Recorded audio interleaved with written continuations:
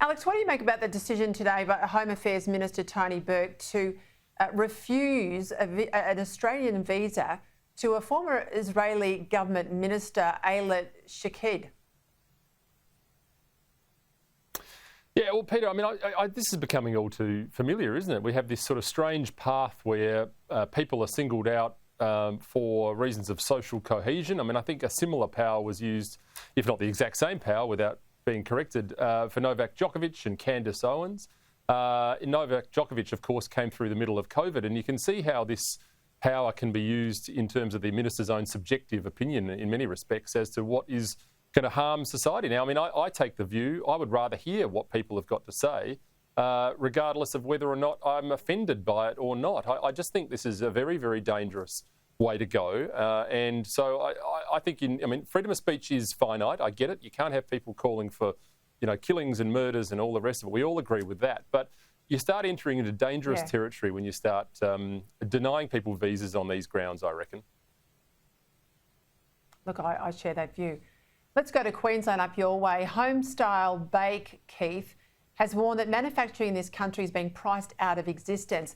This is a business that now pays 200% more for gas and around 300% more for electricity than it did just 3 years ago.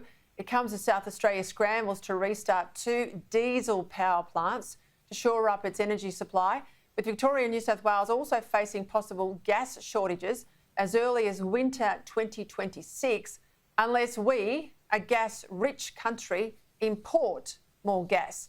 Victoria, of course, plenty of gas in the ground. We just don't have a government that allows us to get it out. Well, Peter, none of those 4 or 5 items sound like a $275 reduction to me. Not one of them. And guess what? It impacts directly our food supply into Australia and what things cost. And once again, it will make international companies more competitive.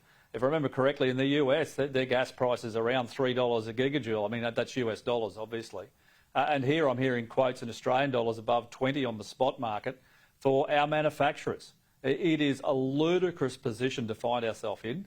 It is all off the back of Labor policies. And now you're looking at having to start diesel generators in South Australia to keep the lights on. And these are big ones. They're not reciprocating engines. These are like a gas turbine themselves. So once again, across the board, state, federal Labor governments, it is their policies that are driving the Australian people to the wall on cost of living. We will have less manufacturers, not more, under this Labor government. Alex, the ACTU want to make more rights to work from home an election issue. I can't believe you could be that lucky, surely. Yeah, well, look, I mean, this is just that another hangover from the COVID period that seems to not want to go away, this work for home scenario. Ultimately, this has really got to come to an end, I think. I mean, people were locked in their homes, sure, but we've now got central business districts that are crying out for people to come back to the office. And, I mean, look, where does the ACTU go when it has prosecuted every legitimate argument perhaps twice over? Well, it looks to work from home because everyone wants to work in their pyjamas. It's got to end. I mean, businesses have a right to have people in their offices.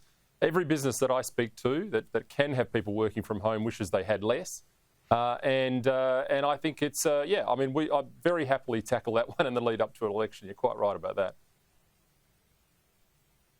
Keith, I brought a story to my viewers last week about a convicted murderer in Victoria who'd been approved to get IVF treatment. Well, the government's been weak. Jacinda Allen sort of wringing her hands about it, says she won't discuss personal circumstances. But all the public hospitals that to have IVF services, as well as the state's major IVF clinics, they are saying they will not treat this woman. So leadership from the clinics and not the Premier.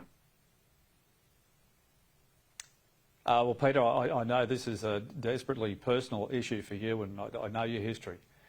But if you're in jail, there's a reason for that. You are paying a penalty for something that you've done in your former life, and this is one of those penalties.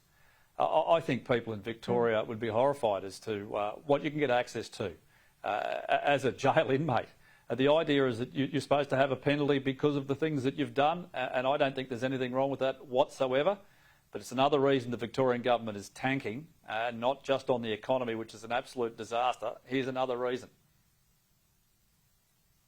You're not wrong. I think parenthood is a responsibility, not just a right. In this case, she loses her rights. Thank you both. Gift. See you next week.